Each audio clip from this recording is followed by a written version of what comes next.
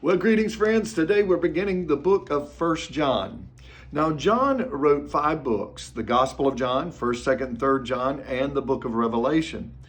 All of his writings were written in the 90s AD, which would be the last books that written that we have recorded in the Word of God. And in the Gospel of John, one of his purposes, or his main purpose, was that men might believe. We see that, we talked about that in the past. But in 1 John especially, and we find it also in 2 John and a portion in 3 John, his theme is love. Loving one another. And I want to point this out. First of all, we have our love oftentimes mixed up. We love the things of the world and not the things of God. And I say we, I'm saying generally speaking, human nature is loving the things of the world and not loving the things of the Spirit.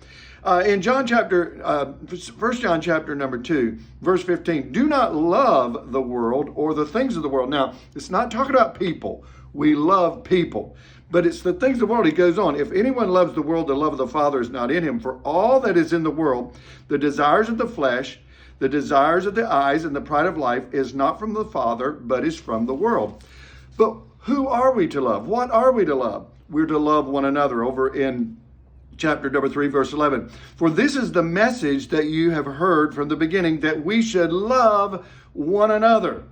We should not be like Cain. You know, Cain killed his brother back in the book of Genesis. That's not brotherly love. We should love our siblings, and yet he killed his own brother. And he says, don't love like that. That's not the type of love.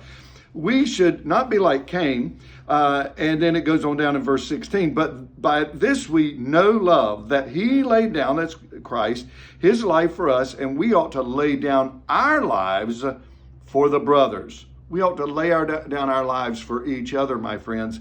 Verse 17, but if anyone has the world's goods and sees his brother in need, yet closes his heart against him, how does God's love abide in him?